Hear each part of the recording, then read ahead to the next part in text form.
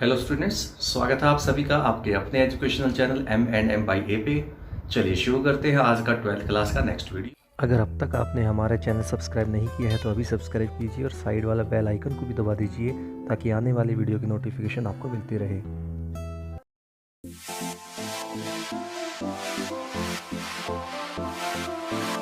Student, next topic अपना है। Last video में मैंने करवाया था आपको कंपोजिशन में हमने सीखा था कि अगर एक फंक्शन f है एक सेट से दूसरे सेट पे, दूसरा फंक्शन दूसरे से तीसरे सेट पे कोई फंक्शन है, तो उन दोनों को इकट्ठा अगर direct function x to z बना दिया जाए तो वो बन जाता है कंपोजिशन। और उसकी नोटेशन होती है f2। अगर फर्स्ट फंक्शन f है, दूसरा फंक्शन g है तो GOF बोलते हैं उसको। ठीक है, तो ये मैंने इसका लॉजिक मैंने बता दिया था पिछले वीडियो में। तो अगर आपको ये नहीं पता इस बारे में तो आप मेरा पिछला वीडियो देखिए, यहाँ पे आई बटन पे क्लिक कीजिएगा और वहाँ से आपको पिछले वीडियो का लिंक मिल जाएगा। चलिए अब शुरू करते हैं नेक्स्ट टॉपिक। उसके बाद हम लास्ट टॉपिक है, समझ लीजिए। इसके बाद ये हम करेंगे इन्वर्स स्टार्ट, अपना main point, main topic, last topic. ठीक है, चलिए शुरू करते हैं। If f and g are, f is a function from x to y, g is a function from y to z, and GOF is a function from x to z। ये logical बात है जो last video में थे। If f and g are bijective functions, then GOF is also bijective function. यानी कि कहने का मतलब ये हुआ, अगर आपके पास दो फंक्शन बाइजेक्टिव हैं तो उनका जो कॉम्पोजिशन आएगा वो भी बाइजेक्टिव ही आएगा। ठीक है, वो भी बाइजेक्टिव ही आएगा, ये हमें शो करना है। चलिए शुरू करते हैं। सबसे पहले प्रूफ, f आपका फंक्शन है x से y, that means f x is equal to y है। ठीक है, अब 1 1 कहा गया है, इट मीन्स देखिए ऐसे है, हम इसको थोड़ा सा मैं डायग्राम से समझाने की कोशिश करता हूं। x y और z, यहां से यहां तक f था, यहां से यहां तक g था, और ये हमने डायरेक्ट जो f से z तक पहुंचाया, x से z तक पहुंचाया, उसको नाम है GOF। उसका नाम हो गया GOF, कॉम्पोजिशन। ठीक है, तो अब हम देखते हैं यहाँ पे, अब हमें गिवन है बाइजेक्शन है। अब बाइजेक्टिव फंक्शन का मतलब होता है 1 1 on 2 है, दोनों के दोनों। सो हम कहते हैं as f is 1 1, so fx1 is equal to fx2, this implies x1 is equal to x2। ये 1 1 की कंडीशन होती है। Similarly, as f is on 2, so fx is equal to y. fx is equal to y means y के लिए कोई ना कोई x की कोई फंक्शन होगा, y के लिए x का कोई मैपिंग जरूर मिलेगी, मतलब रिवर्स वाली मैपिंग, ताकि वो on 2 हो जाए। हर वैल्यू की कोई ना कोई मैपिंग जरूर है y की। सो ये तो हो गया f के लिए। अब सिमिलरली g के लिए देख लेते हैं। g from y to z था, तो g from y to z था, तो gy जो होगा वो z के इक्वल होगा। तो as g is also 1 1, so y1 is equal to gy2 implies y1 equal to y2। ठीक है ना, ये 1 1 की कंडीशन थी। फिर वही as g is also on 2, so g of y is equal to z हो गया। ये दोनों चीजें आपको गिवन है। ठीक है, ये दोनों चीजें गिवन थी। अब हमें शो क्या करना है, हमें टू शो करना है GOF जो बाइजेक्शन आया, that is also 1 1 and on 2 है ना, दैट इज ऑल्सो आपका 1 1 दिखा देते हैं एक बार। तो हम 1 1 इस पार्ट के लिए यहाँ पे 1 1 दिखा देंगे। ठीक है ना, तो 1 1 दिखा देते हैं पहले, तो देखते हैं कैसे। 1 1 के लिए क्या होता है, जहां से फंक्शन, देखिए आपने इसके लिए 1 1 था तो क्या करते हैं, जहां से स्टार्ट किया था वो दो एलिमेंट वहां से लेते हैं। जी में भी ऐसे ही किया, वैसा ही कॉम्पोजिशन में करना है। ये फंक्शन जो है वो कहां से स्टार्ट हो रहा था, x से, तो यहां से दो एलिमेंट लेने हैं आपको। तो मैं लिखूंगा यहाँ पे let GOF x1 is equal to GOF x2। ठीक है, ये तो हमें गिवन थे तो मैंने डायरेक्ट लिख लिए। अब हमें ये गिवन नहीं, हमें तो शो करना है, तो ये हमें प्रूव करने पड़ेंगे। कि क्या प्रूव करना है, जैसे x1 और x2 यहाँ पे था तो x1 x2 को इक्वल दिखाना पड़ेगा, वैसे ही इसमें भी दिखाना पड़ेगा। शुरू करते हैं। तो GOF x1 को हम, मैंने लास्ट टाइम बताया था, GOF x1 is equal to GOF x2 and this implies GOF fx1। आप सभी जानते हैं fx1 जो है वो क्या था, fx1 यहाँ पे देखिए fx is equal to y था, तो fx1 हो जाएगा GOF y1। देखिए यहाँ पे x1 होगा तो ये y1 होगा, x2 होगा तो ये y2 होगा। ठीक है, तो fx1 is equal to y1 is equal to fx2 है तो ये y2 हो जाएगा। ठीक है, अब देखिए gy1 is equal to gy2 है, तो ये यहाँ पे ये कंडीशन बन गई। अब gy1 is equal to gy2 है, तो this implies y1 is equal to y2। ठीक है, क्लियर ना। तो अब यहां से हमें क्या करना है, थोड़ा सा दोबारा सोचिएगा। y1 को हम फिर से क्या लिखेंगे, fx1। वही बात, ऑन टू वाली बात, क्योंकि y क्या है, y की कोई ना कोई प्री इमेज जरूर मिलेगी, ऑन टू है इसलिए, तो उसके अकॉर्डिंग y1 को हम लिख सकते हैं fx1 और y2 को लिख सकते हैं fx2। और आप सभी जानते हैं fx1 जो है, fx1 और fx2 अगर इक्वल है, then x1 is equal to x2। तो this implies x1 is equal to x2, hence GOF is 1 1। लो जी, ये हो गया आपका फर्स्ट पार्ट, 1 1 का पार्ट। ठीक है, अब हम बाइजेक्टिव के लिए हमें क्या शो करना है, ऑन टू भी शो करना है। चलिए शुरू करते हैं। GOF is onto show करते हैं शुरू।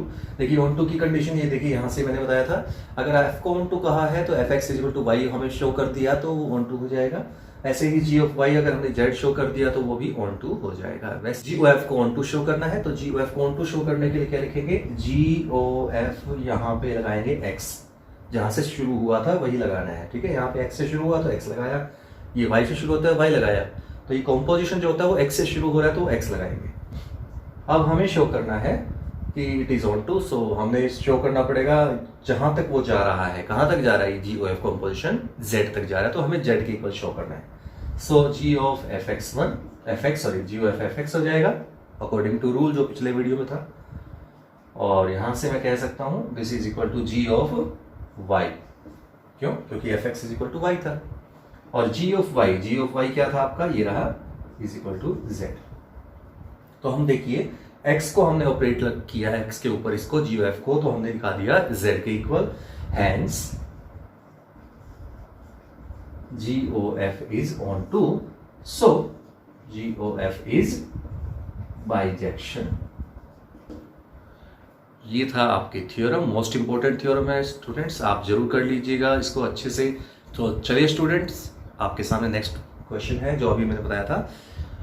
अगर GOF आपका बाइजेक्शन है, ठीक है, तो F and G may not be, may be और मे नॉट बी है ना, मे नॉट बी, इनके मे बी तो आपको पता ही है, लेकिन मे नॉट बी मेन होता है, जो नहीं होता है उसको हमें शो करना जरूरी होता है। May not be bijection both, मतलब ये दोनों के दोनों बाइजेक्शन नहीं होंगे, दोनों ही बाइजेक्शन नहीं होंगे। ठीक है ना, ध्यान रखिएगा, कोई ना कोई मतलब पॉइंट हमें एग्जाम्पल के थ्रू दिखाना पड़ेगा। चलिए शुरू करते हैं। तो स्टूडेंट्स, इसको हम समझते हैं एग्जाम्पल के थ्रू। देखिए कैसे किया है मैंने, मैं इसका लॉजिक भी बताऊंगा आपको।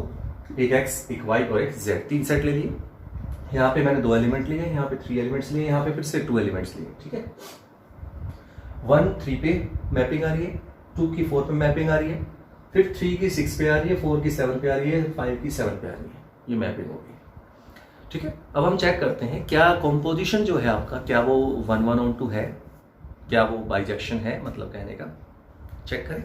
देखिए कैसे 1 1 चेक करते हैं। देखिए 1 की इमेज, मैं कॉम्पोजिशन की बात कर रहा हूँ, ध्यान रखिएगा। तो मतलब x से डायरेक्ट z पे जाना है, तो 1 से 3 पे गए थे, 3 को इग्नोर करो, 3 से कहाँ गए, 6 पे, तो 1 से 6 की मैपिंग हो गई पूरी, तो 1 गया 6 पे। ठीक है, नेक्स्ट एलिमेंट था 2, 2 4 पे गया, 4 को इग्नोर करो, गया फिर आगे 7 पे, तो 2 मिला है 7 से। तो आप देख सकते हैं 2 एलिमेंट इसमें थे, 2 एलिमेंट इसमें थे, दोनों की इमेजेस अलग अलग आई, x से z को मिलाया जो, तो वो 1 1 है। क्लियर। दूसरी बात ऑन टू की, ऑन टू के लिए क्या होता है कि कोई एलिमेंट बचना नहीं चाहिए जिसकी कोई प्रीमेज ना आई हो। यहाँ देखिए 2 ही एलिमेंट थे 6 और 7, 2 ही एलिमेंट थे 6 और 7, दोनों की ही प्रीमेज आई हुई है। इसका मतलब क्या हुआ, ये ऑन टू भी है। तो इट मीन्स ये जो मैंने एग्जांपल आपके सामने लिया है, ये जो आपका फंक्शन जो था x f from x to y है ना, f एक x से y था, z from y to z था, तो मैंने एक एग्जांपल लिया है। ठीक है, ये आपका 1 1 ऑन टू है।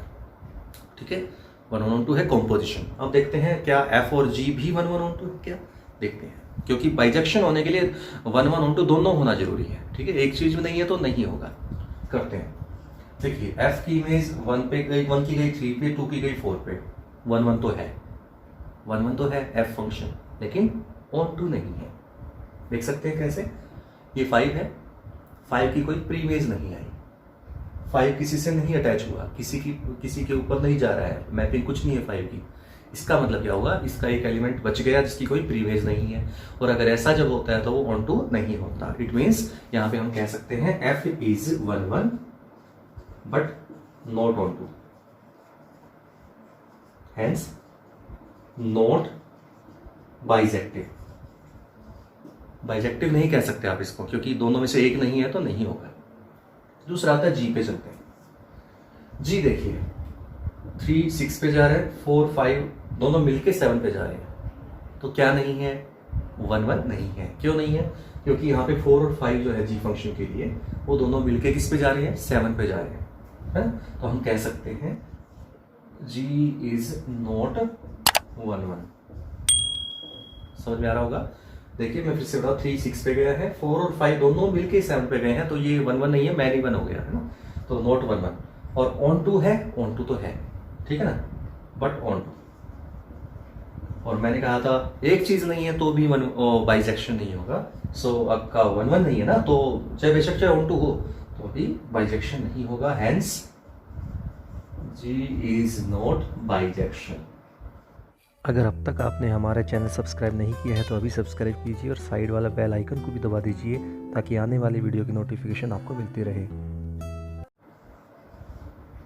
तो ये आपका एग्जाम्पल था जिससे हमने शो कर दिया कि आपका कॉम्पोजिशन तो बाइजेक्शन हो सकता है, बट एफ और जी दोनों बाइजेक्शन होने जरूरी नहीं है। ठीक है, वो जरूरी नहीं कि दोनों ही बाइजेक्शन हो तभी ऐसा होगा। अब इसका लॉजिक समझिए, जल्दी से मैं करता हूँ। लॉजिक सिंपल है, यहाँ पे आपके 2 एलिमेंट लेने हैं, यानी कि आप 3 लेते हैं तो एक एक्स्ट्रा रखिएगा मिनिमम बीच में, बीच वाले में सेट में एक एलिमेंट एक्स्ट्रा मिनिमम रखिए, और लास्ट वाले में उतने रखिए जितने स्टार्टिंग में थे।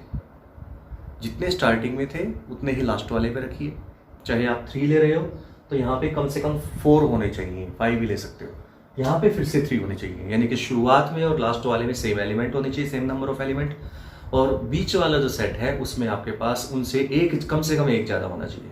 फिर आप मैपिंग यही रखेंगे कि आपको इस तरह सेट करना है कि एफ और जी दोनों फंक्शन बन जाए। फंक्शन बनने के लिए हर एक की इमेज होनी जरूरी है। ठीक है, तो वो कंडीशन जब आप लगाओगे तो ऑटोमेटिकली आप देखेंगे कि आपका ये एग्जाम्पल बन जाएगा कोई ना कोई।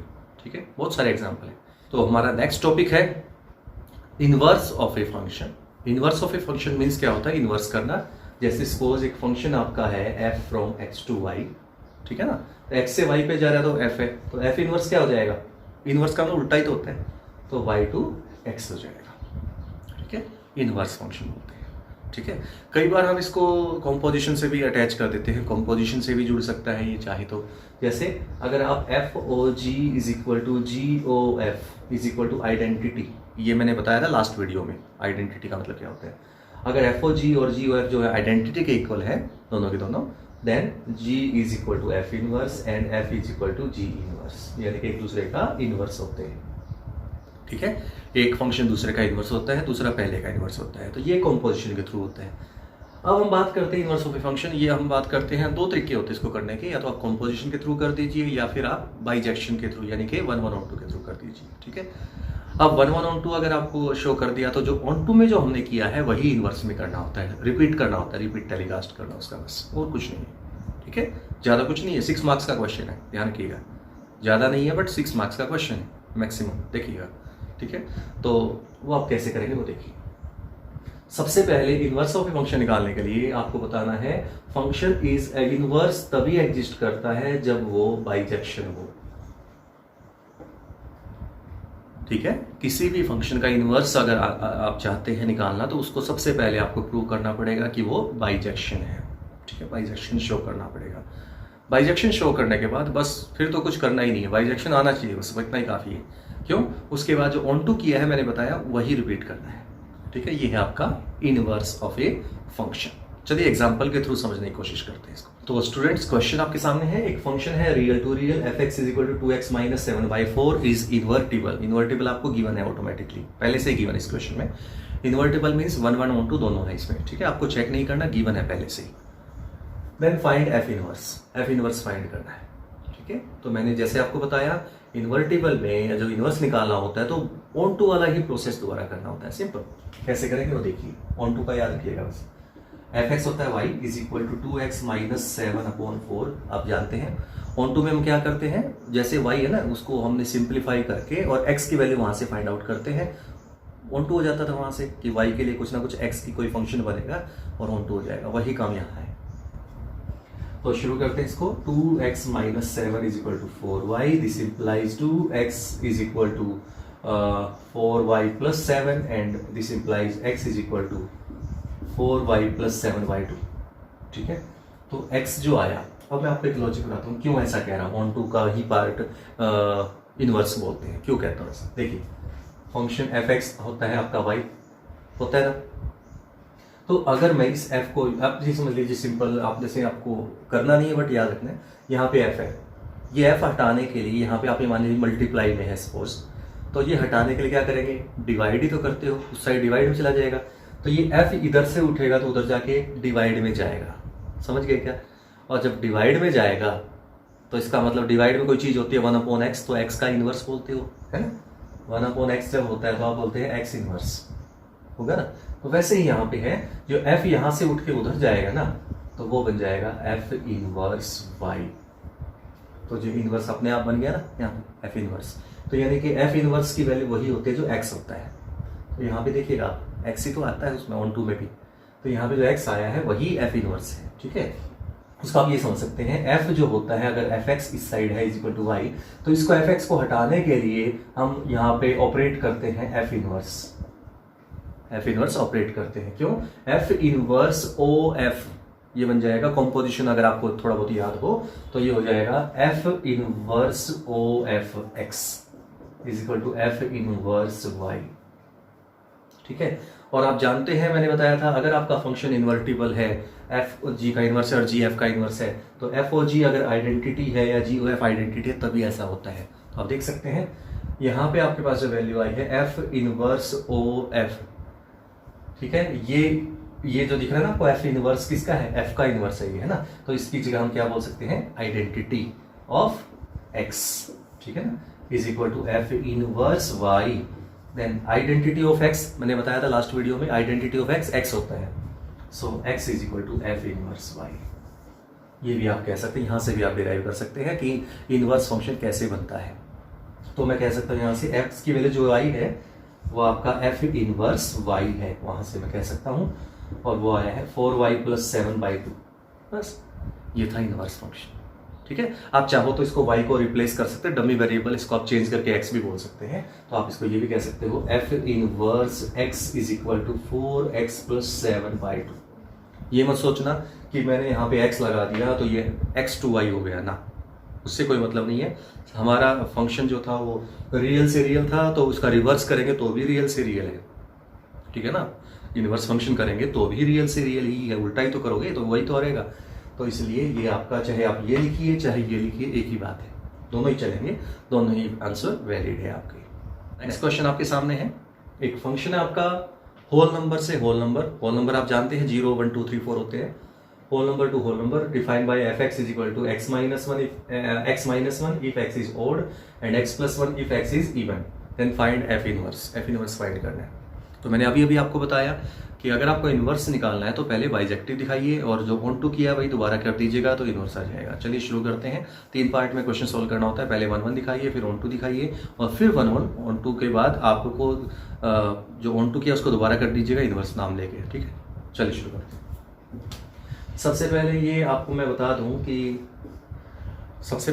दूं आपको कि ये आप पहले कर चुके हैं। ये क्वेश्चन आपका लास्ट वीडियो में था कि किसी भी फंक्शन का 1 1 ऑन टू कैसे दिखाया जाता है। इस क्वेश्चन को हमने किया था 1 1 ऑन टू, ठीक है ना। आपको मैं जल्दी करवा दूं जल्दी से। तो इसका 1 1 का पोर्शन मैं फटाफट से आपको बता देता हूँ कि 1 1 में आप क्या करते हैं, 4 केस बनते हैं। Case first x1 x2 both are odd, fx1 is equal to fx2 let करते हैं तो आपको उनका इमेजेस जो बनेगी x1 minus 1 is equal to x2 minus 1 हो जाएगा, -1 से -1 कैंसिल होके x1 is equal to x2 हो गया, प्रूव पहला पार्ट हो गया। केस 2 में जब दोनों इवन होंगे उस केस में इवन के केस में x1 प्लस 1 हो जाएगा और दूसरी साइड x2 प्लस 1 हो जाएगा, तो 1 से 1 फिर से कैंसिल आउट हो जाएगा, x1 equal to x2 second part हो गया। थर्ड केस लेते थे जब एक ओड और एक इवन था, मैंने ये करवा चुका हूँ पहले में वैसे, और एक ओड और एक इवन है तो ऑब्वियसली दोनों इक्वल नहीं होंगे, तो x1 और x2 इक्वल नहीं होंगे, उल्टा चलते हैं रिवर्स, ये अलग तरीका होता है इन दोनों का, और इन दोनों का अलग तरीका है लास्ट वाले का। तो x1 is not equal to x2। अब x1 ओड का अकॉर्डिंग चल देंगे तो -1 चाहिएगा। तो देखिए ये मैंने बताया था ये ओड था, पिछला वीडियो देख लीजिएगा, पता लग जाएगा मैं क्या बोल रहा हूँ। ये ओड है तो उसमें से ओड में से एक कम किया तो इवन हो जाएगा, और ये इवन था तो उसमें एक कम किया तो ओड हो जाएगा, तो ये भी इक्वल नहीं होंगे, है ना। तो ये क्या है, इमेजेस है इनकी, तो इमेजेस भी इक्वल नहीं आई, तो एलिमेंट डिफरेंट तो इमेजेस भी डिफरेंट, तो ये भी 1 1 की कंडीशन है। Similar case for fourth case में क्या हो जाएगा, उल्टा करना है। उल्टा का मतलब ये इवन और ये ओड लेना है, तो वो प्लस इधर +1 इधर -1, बात फिर से वही आ गई। तो इसका मतलब ये 1 1 हो गया। ऑन टू के लिए याद हुआ आपको मैंने क्या किया था, ऑन टू के लिए मैंने इसके 2 केस बनाए थे, क्योंकि 2 केस में डिवाइड है। तो पहले हमने लिया था व्हेन x इज ओड, जब x ओड है सो उस केस में आपका fx यानी कि y भी कह सकते हैं इज इक्वल टू x -1 बना था, ठीक है ना, बना था ना। तो x इज इक्वल टू क्या हो जाएगा, y +1 बना था, यही होगा। अब देखिएगा ध्यान से, x आपका क्या है, ओड, यानी कि odd is equal to something +1। Something +1 का मतलब क्या समझते हो, समथिंग का मतलब इवन, क्योंकि इवन में 1 प्लस कर दोगे तो ओड आ जाएगा। इसका मतलब क्या समझे, y की इवन वैल्यू के लिए x की कैसी वैल्यू आएंगी, ओड वैल्यू, तो यही तो लिखना है, for even value of y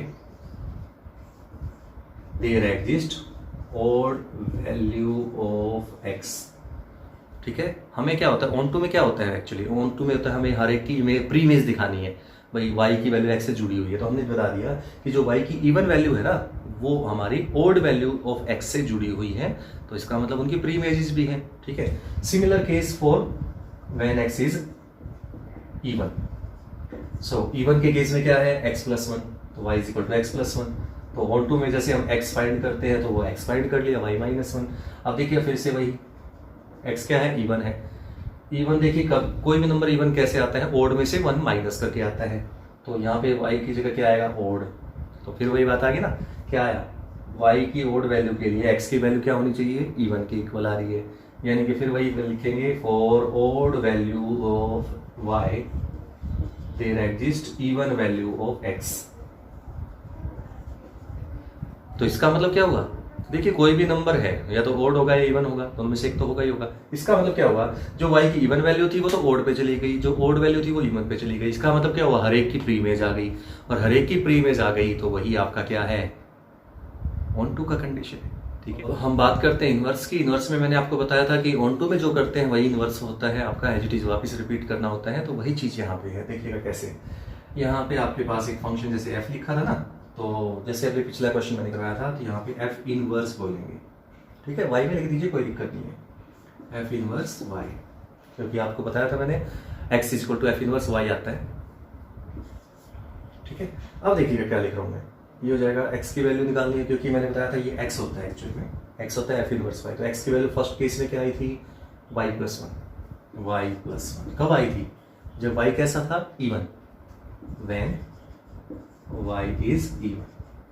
तो इवन के केस में क्या आया, y +1। When y is odd, odd का केस देखिएगा ध्यान से, y is odd, y odd था तो ये x की वैल्यू क्या आई थी, y -1, ठीक है। तो ये आपका इनवर्स फंक्शन डिफाइन हो चुका है। आप चाहो तो इसको x में रिप्लेस कर सकते हो, तो आप ये भी लिख सकते हो, और f inverse x is equal to x +1 when x is even and x -1 when x is odd। तो आप एक चीज नोट करेंगे, आपको नजर भी आ जाएगी साफ साफ कि आपका जो इनवर्स आया है ना वो फंक्शन ही आ गया दोबारा से, यानी कि देखिए चेक कर लीजिए, ओड के केस में x -1, इनवर्स में भी ओड के केस में x -1, इवन के केस में x +1 था, तो यहाँ पे इवन के केस में भी x +1 है, इनवर्स में भी। यानी कि हमेशा ऐसा नहीं होता, बट इस क्वेश्चन में हुआ है, तो आप इसको बोलेंगे, इस कंडीशन को बोलते हैं f is inverse of itself. कोई भी फंक्शन अपने आप का ही इनवर्स है, मतलब उसका इनवर्स भी वही है ना। तो आप इसको ये भी कह सकते हैं, इसमें ये भी क्वेश्चन आ सकता है, show that f is inverse of itself, ठीक है ना। यानी कि कब होता है ऐसा, जब f इनवर्स और f क्या आ जाए, इक्वल आ जाए, तो आप उसको बोलते हैं f is inverse of itself, ठीक है। तो ये था आपका इनवर्स फाइंड करना। तो आज का लास्ट क्वेश्चन अपना है मोस्ट इंपॉर्टेंट है, 6 मार्क्स का क्वेश्चन इस जैसा होता है जो सामने है, या तो अभी जो इवन ऑड वाला किया था ना वैसा होता है, या फिर इस जैसा होता है। दो ही टाइप है, जो मेन है जिसमें 6 नंबर का क्वेश्चन आता है, ध्यान रखिएगा, चाहे कोई भी बोर्ड हो, ठीक है। तो ये ध्यान रखिएगा। अब मैं एक बात और फिर से जल्दी से बता देता हूँ कि आप ये जो ज़रूरी नहीं है कि आपको 1 1 1 2 से ही करना है, आप कंपोजिशन से भी कर सकते हैं। कैसे कर सकते हैं, अगर आपको याद हो तो लास्ट वीडियो में कंपोजिशन के टाइम पे मैंने GOF, एक F गिवन था, याद हो आपको, पिछला वीडियो देख लीजिएगा, उसमें मिल जाएगा आपको। तो F एक फंक्शन गिवन था, तो GX हमने फाइंड किया था, याद हो आपको, such that GOF is equal to identity था, या FOG is equal to identity था, वही क्वेश्चन था पीछे, वो वही तो किया था, ठीक है ना। उस टाइम हमें पता नहीं था इन्वर्स का, इसलिए आपको नहीं बताया मैंने जानबूझ के। लेकिन अब मैं बता देता हूँ कि हमने जो पोर्शन पहले किया था जो उस दिन पिछले वीडियो में, वो एक्चुअली GX जो हमने फाइंड किया था वो हमारा इन्वर्स ही आया था, वो भी इन्वर्स ही था, ठीक है ना। तो वो इन्वर्स का पोर्शन वैसे भी किया जा सकता है जो मैंने पिछले वीडियो में करवाया था, आप उससे भी कर सकते हैं। सबसे पहले इसको 1 1 प्रूव करते हैं, क्योंकि हमें इन्वर्टिबल शो करना इसलिए। तो let fx1 is equal to fx2, fx1 is equal to fx2, so it can be written as 9x1 square plus 6x1 minus 5 is equal to 9x2 square plus 6x2 minus 5, 5 से 5 cancel हो गया, 9x1 square minus 9x2 square plus 6x1 minus 6x2 is equal to 0, एक side ले लिया। अब मैंने 9 यहाँ से कॉमन निकाल लिया, x1 माइनस x2 और x1 प्लस x2 कॉमन आके a square minus b square बन गया, plus 6x1 minus x2 is equal to 0। This implies x1 minus x2 common निकाल लेते हैं यहाँ से, ये बचेगा 9x1 plus x2 plus 6 is equal to 0, ठीक है ना। ये पार्ट आ चुका है। आप देखिएगा ध्यान से, फंक्शन आपका था पॉजिटिव रियल से, r प्लस का मतलब था पॉजिटिव रियल, ठीक है, पॉजिटिव वैल्यू से लेके -5 से इनफाइनाइट, ये x है ये y है, समझ लीजिए, ठीक है। तो अब हमें पता है x की वैल्यू यहाँ से होती है इसमें से, तो सारी कैसी हैं, पॉजिटिव है। तो positive plus 6 that can not be equal to 0। क्यों कह रहा हूँ ऐसा, क्योंकि दो फैक्टर की प्रोडक्ट जो 0 आ जाती है तो आइदर फर्स्ट इक्वल टू 0 और सेकंड इक्वल टू 0 बोलते हैं। बट यहाँ पे क्या हो रहा है कि सेकंड फैक्टर 0 के इक्वल नहीं हो सकता। रीजन मैंने आपको बता दिया, क्योंकि x की जो वैल्यूज है वो पॉजिटिव रियल है, पॉजिटिव रियल कभी भी 0 नहीं हो सकते, तो इनकी सम जो कभी भी 0 नहीं होगा, तो इसका मतलब क्या होगा, ये तो 0 नहीं होगा, इट मीन्स किसको 0 होना पड़ेगा, इसको 0 होना पड़ेगा। तो this implies x1 minus x2 is equal to 0, hence x1 is equal to x2, because 9x1 plus x2 plus 6 can not equal to 0, ठीक है, ये था। अब बात करते हैं ऑन टू की। ऑन टू में क्या करते हैं, ऑन टू का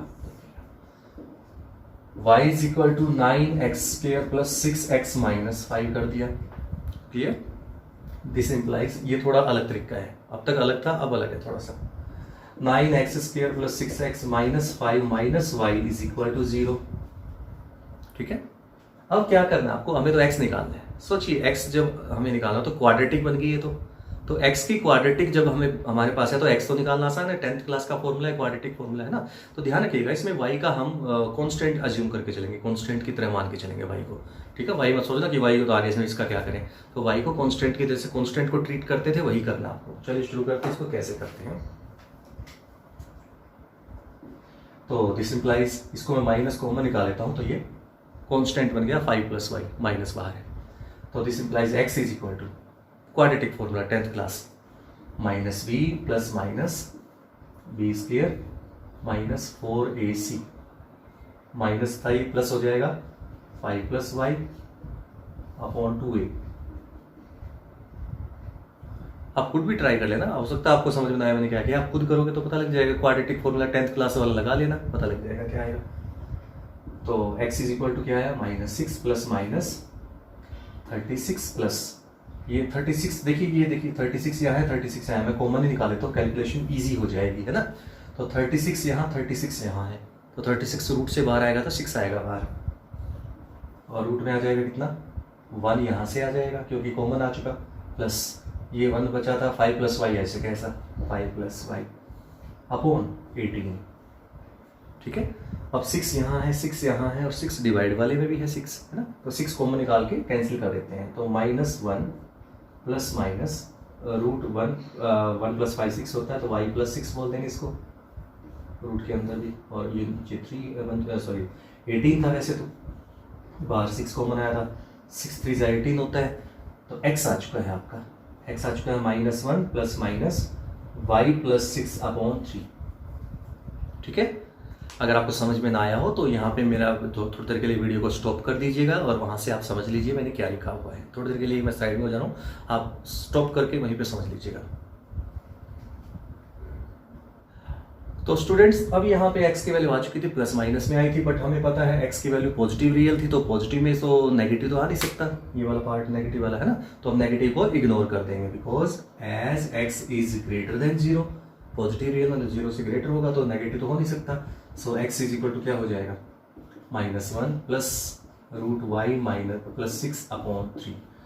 ठीक है, अब हमें चेक करना ऑन टू, अभी फिलहाल ऑन टू ही चल रहा है ना थोड़ा सा, क्योंकि 6 मार्क्स का है तो लंबा तो थोड़ा जाएगा, है ना। अब देखिए कैसे, अब इसको ऑन टू कैसे दिखाएंगे। ऑन टू के लिए क्या होता है, y की हर वैल्यू के लिए कुछ ना कुछ x होना चाहिए। अब चेक कीजिए, y की वैल्यू क्या रखनी है, -5 से ग्रेटर रखनी है, तो रूट में वैल्यू है।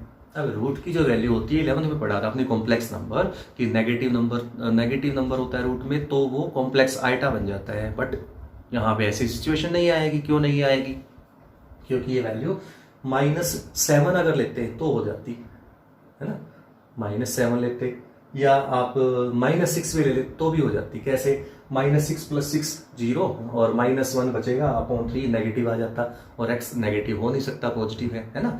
तो इसका मतलब क्या हुआ, हमें -6 भी नहीं लेना, -7 -8 तो दूर की बात है। तो हमें क्या ले सकते हैं, जो दे रखा है वही ले सकते हैं। देख सकते हैं, चेक करें, -5 से बड़ी कोई भी नंबर रख के देख लीजिए, -4 -3 -2 -1, पॉइंट्स वाले भी ले सकते हो, रियल में सभी आते हैं, तो आप कुछ भी रखेंगे हमेशा पॉजिटिव आएगा, और पॉजिटिव आएगा तो हम कहेंगे for y belongs to -y to infinite there exist x belongs to positive real, so it is on to। अब बात करते हैं इनवर्स की। इनवर्स में क्या होता है, मैंने आपको बताया था ऑन टू का जो पोर्शन है वही इनवर्स है, तो आपने ऑन टू कर दिया, उसके बाद आप बोलेंगे it is 1 1 onto, so it is bijective function. ठीक है, ये आपको लिखनी पड़ेगी लाइन है कि it is bijective function, hence its inverse exist या it is invertible. So inverse की बात करते हैं, तो इनवर्स में मैंने आपको बताया था जो ऑन टू में हम x निकालते हैं वही इनवर्स होता है, तो मैं बोल सकता हूँ f inverse y is equal to, क्योंकि x होता है f इनवर्स y, पिछले क्वेश्चन में बताया था मैंने, -1 प्लस √y प्लस 6/3। ठीक है, तो ये जो आपके सामने है, आप चाहो तो इसको x में भी कन्वर्ट कर सकते हैं, और है ना, और मतलब ये है, या तो ये करिए या ये करिए, दोनों ही नहीं करने हैं, एक करना है इनमें से। तो ये है आपका इनवर्स फंक्शन। तो इस जैसे और काफ़ी क्वेश्चंस हैं प्रैक्टिस करने के लिए, आपकी बुक में मिल जाएंगे। ये मोस्ट इंपॉर्टेंट क्वेश्चन है, ध्यान रखिएगा। ठीक है, मोस्ट इंपॉर्टेंट क्वेश्चन है। 6 मार्क्स के क्वेश्चन जो आते हैं वो यहीं से आते हैं, या तो इवन ऑड वाला क्वेश्चन आपको दिखाया था मैंने करके, और एक ये वाला क्वेश्चन है, इनमें से 6 मार्क्स के क्वेश्चन आते हैं। इसी के साथ आज का वीडियो यहीं पे मैं एंड करता हूँ। उम्मीद है कि आपको आज का पोर्शन समझ में आया होगा, और इसी के साथ हमारा फर्स्ट चैप्टर भी कंप्लीट हो चुका है, क्योंकि लास्ट जो सेशन था वहाँ तक बाइनरी ऑपरेशन भी आता था, बट इस जो लास्ट ईयर से ही समझ लीजिए ये बाइनरी ऑपरेशन हट चुका है चैप्टर में से। इसलिए बाइनरी ऑपरेशन अगर किसी को करना हो तो आप मुझे कमेंट बॉक्स में डाल दीजिएगा, मैं एक बाइनरी ऑपरेशन का भी एक वीडियो बना के डाल दूंगा। अदरवाइज अगर मेरे पास कोई रिक्वायरमेंट नहीं आती है तो मैं सेकंड वीडियो तो मुझे बनाना ही है नेक्स्ट सेकंड चैप्टर का, तो हम नेक्स्ट वीडियो स्टार्ट करेंगे नेक्स्ट सेकंड चैप्टर से। और तब तक के लिए आप मेरे चैनल को देखते रहिए, सब्सक्राइब जरूर कर दीजिएगा मेरे चैनल को, लाइक कीजिएगा, शेयर कीजिएगा, और बच्चों तक भी इसको शेयर जरूर कीजिएगा। Thank you.